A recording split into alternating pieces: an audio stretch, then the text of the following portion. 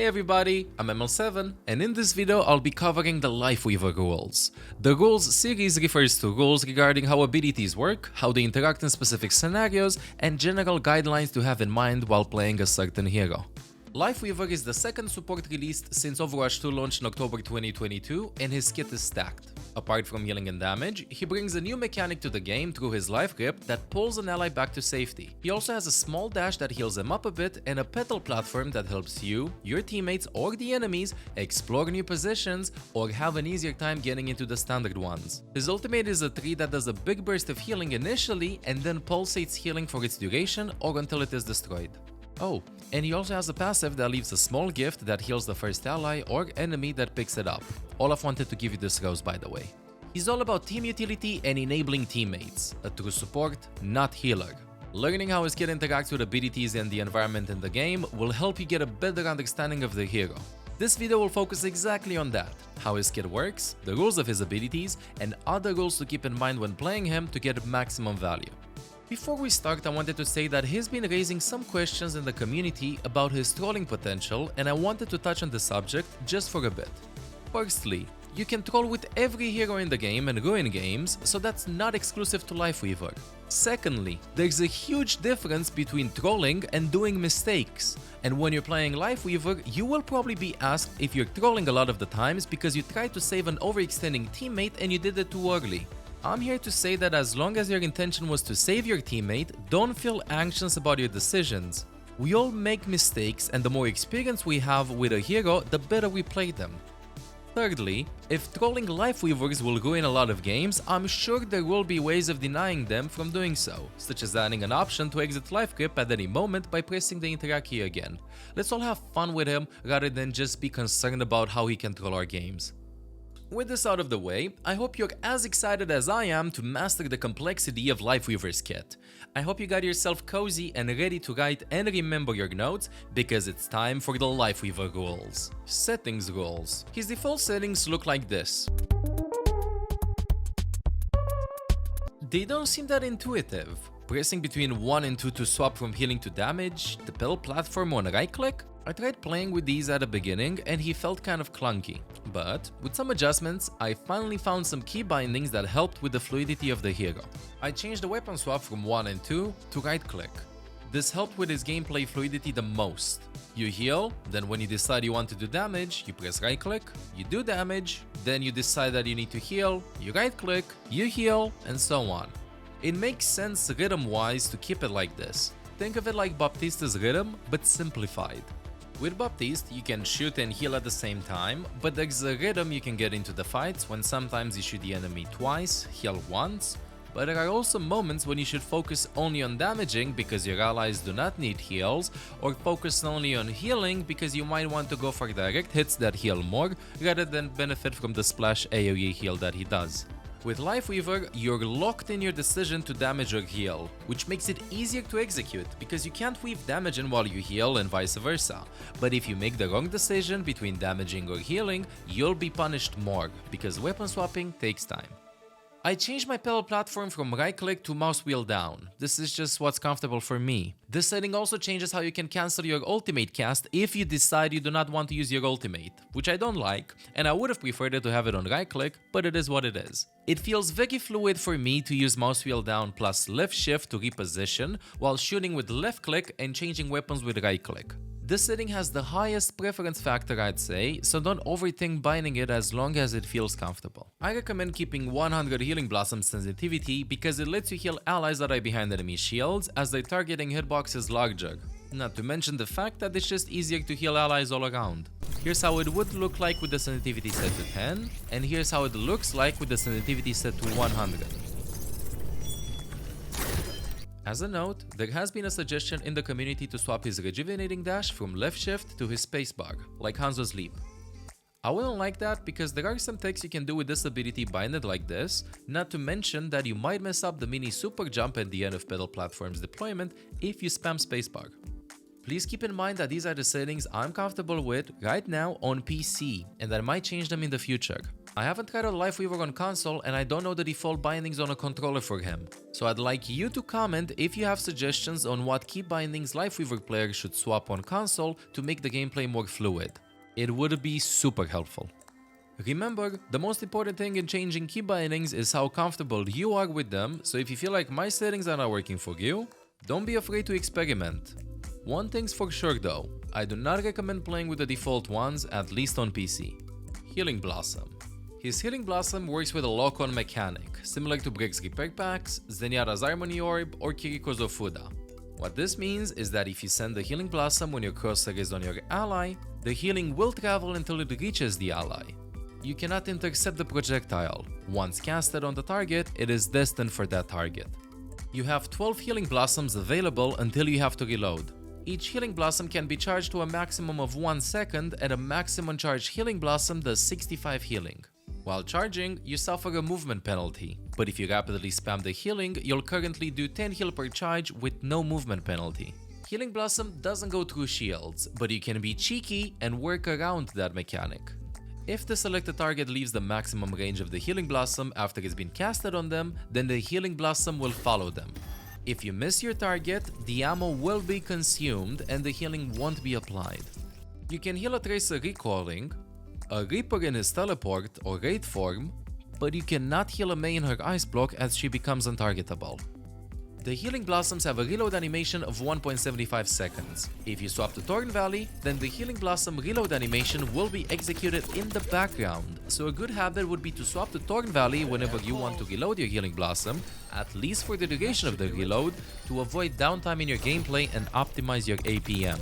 Ways of getting your Healing Blossom denied: eaten by D.Va's Defense Matrix, by Sigma's Kinetic Grasp, by Orisa's Helicopter, deflected by Genji, blocked by shields such as Reinhardt's shield, Sigma's shield, and Symmetra's ultimate.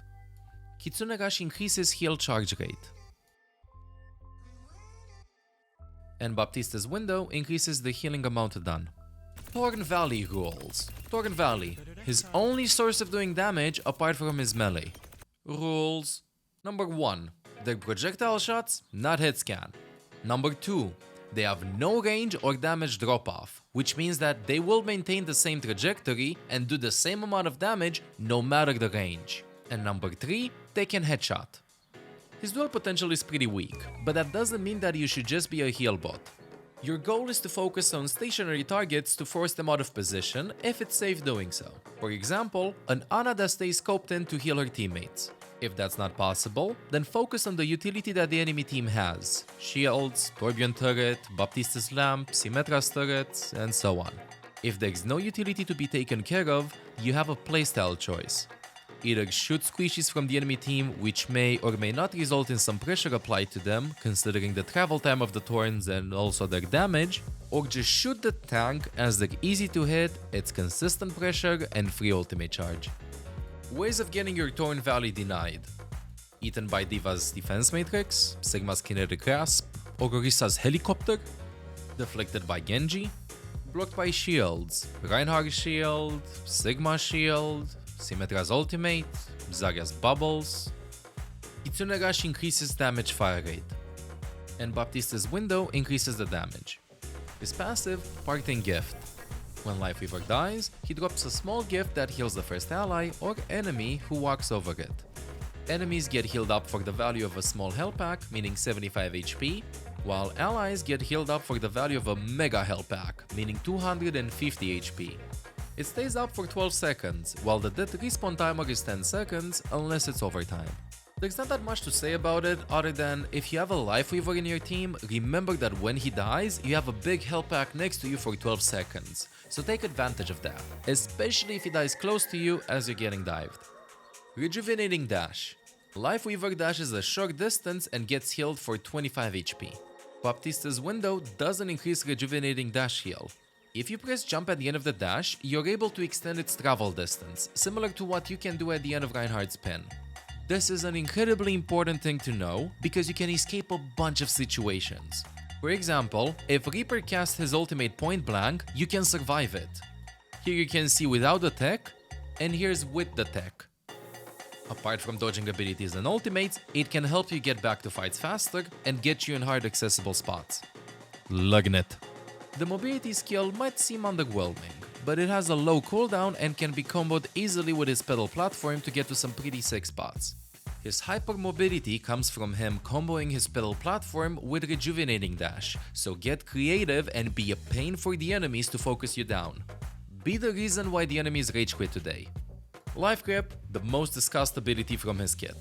View it like a single target Symmetra teleporter that Symmetra activates. Your target travels from one distance to another and cannot take damage. While traveling, they're protected by a bubble. The bubble doesn't cleanse negative effects. Zenyatta's Discord Orb is an exception as it does get cleansed, but they cannot be damaged or affected by other negative effects. The abilities will hit the bubble and disappear into the void. But if the target is stuck by an enemy pulse bomb, Echo's sticky grenades, or Cassidy's magnetic grenade, then the attached stuff will travel with them until they activate. This means that if you life grip too early a pulse bomb target, you might die, so be careful. You cast it on an ally and it pulls them to your initial cast location. This means that it will not follow Lifeweaver if he leaves the initial cast location, so keep that in mind to not miss your life grip plus petal platform combos for duo escapes. You do not need to fully see your target. If there's a wall that your ally can go past, Life Grip will usually avoid that wall. Don't push the limits though, because in some spots it won't work, like you cannot pull the Genji through this box for example. This doesn't mean that it would be a bad yoink, because in some situations it's best to just use your Life Grip to save a teammate rather than get out of line of sight, maybe pull him, maybe you get sniped. Sometimes it's good just to throw the life grip, so maybe he's a little bit closer to escaping than he was before. The pulled target can escape at any moment from life grip if they use a movement ability. The exception to this rule would be Soldier 76's sprint.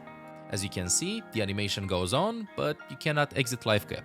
You can cancel movement abilities like Reinhardt's pin, Winston's jump, Mercy's GA, and so on. So if you think that your allies are doing a bad decision by going into 5 enemies with low HP, now you have a way to deal with that. Life Grip doesn't cancel channeled ultimates, like Sigma's ultimate, Bastion's ultimate, Cassidy's High Noon, Moira's Coalescence, Zenyatta's Transcendence, Lucio's Beat, and so on. At most, it helps them reposition.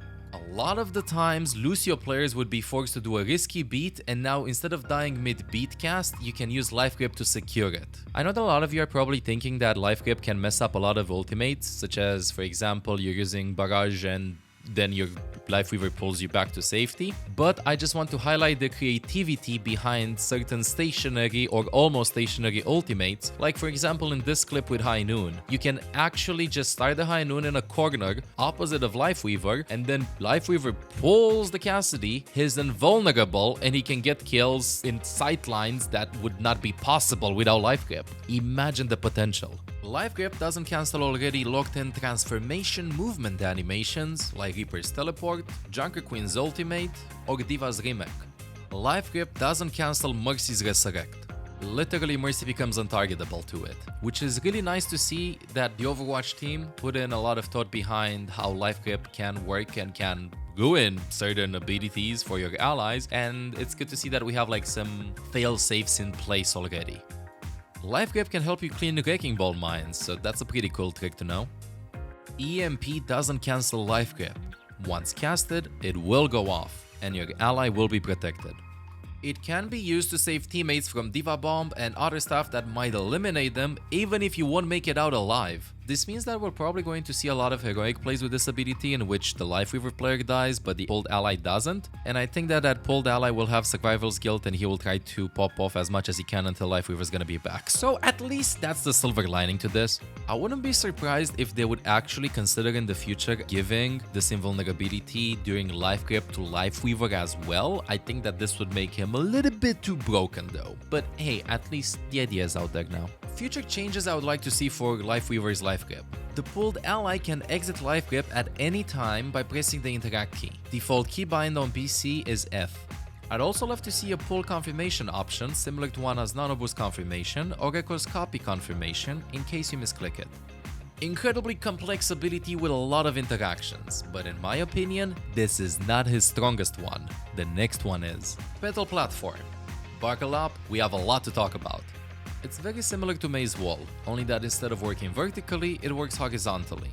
You can kind of see through it, but can't shoot or heal through it, which means that the enemy Reaper can't kill you, Winton can't zap enemies, if Brig activates her passive and the PETAL Platform blocks line of sight, you won't be affected by Inspire, Mercy's beam gets blocked by it, it's literally a floating mini wall.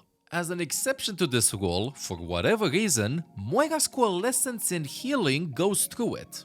What? The platform is pressure sensitive, activated by you, your allies, and by the enemies.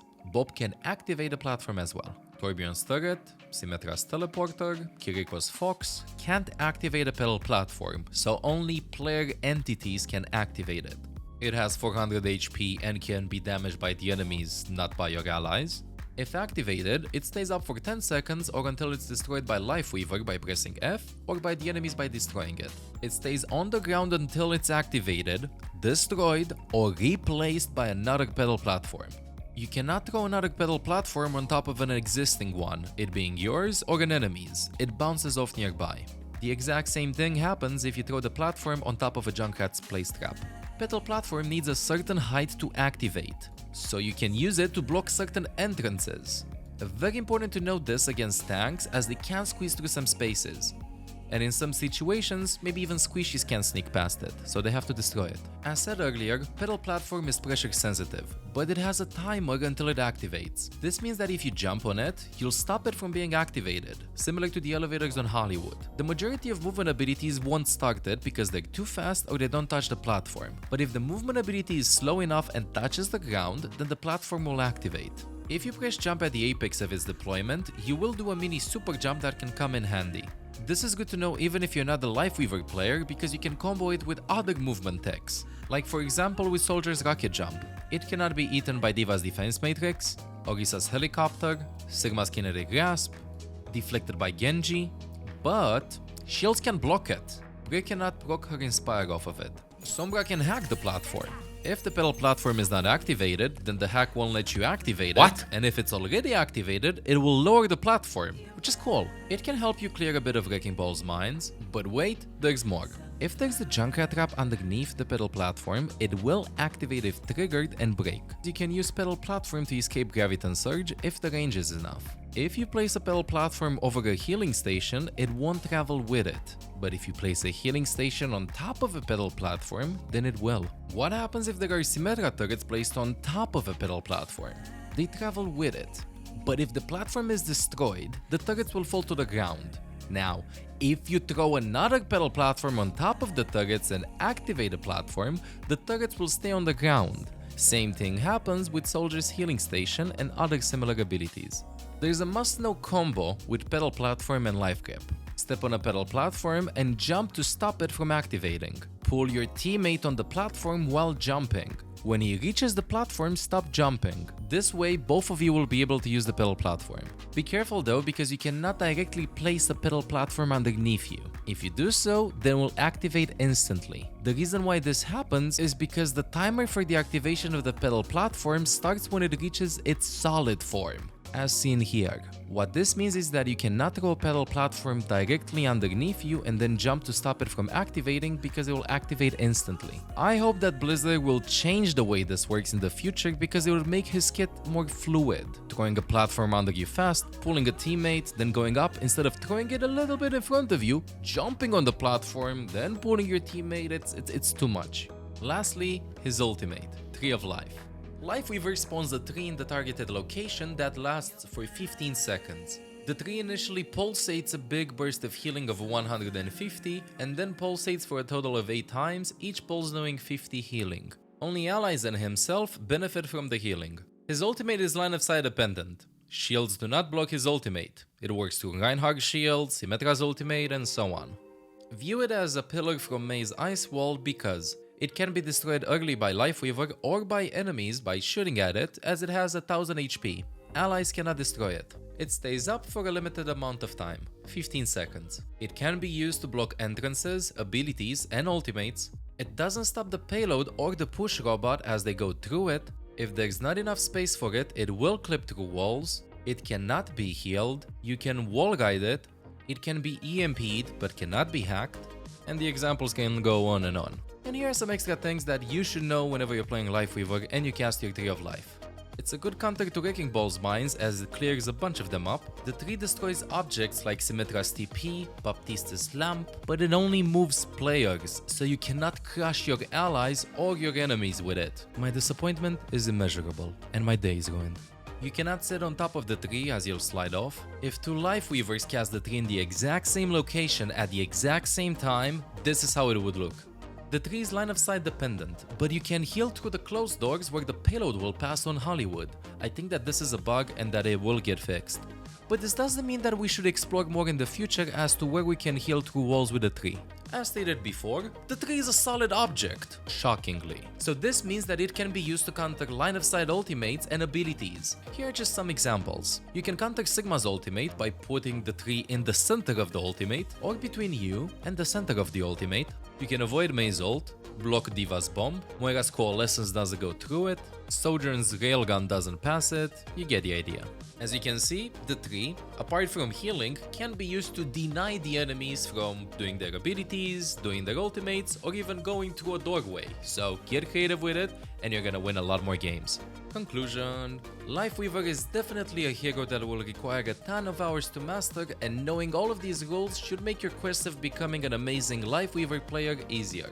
His kit is extremely useful on maps where it's hard to access high ground if your team doesn't have heroes that have mobility skills, so I recommend playing him on maps where you can speculate this. He also has the potential of opening up a lot of team compositions that were impossible before because they were easily diveable. This issue is now solved with his repositioning potential. Decisiveness will differentiate between decent and incredible Lifeweaver players. If you miss a heal or a repositioning potential with Rejuvenating Dash, it's okay. You can still do a bunch of other actions until you have the possibility of doing the previous one again, so focus on what you can still do, not on what you misplayed. I hope you enjoyed the video. Don't forget to like and subscribe for more, and make sure to check out my secondary channel as well. And don't forget, it's called support, not healer. ML7 out. Hey, I'm Olaf. If you enjoyed the content, make sure to subscribe. Meow.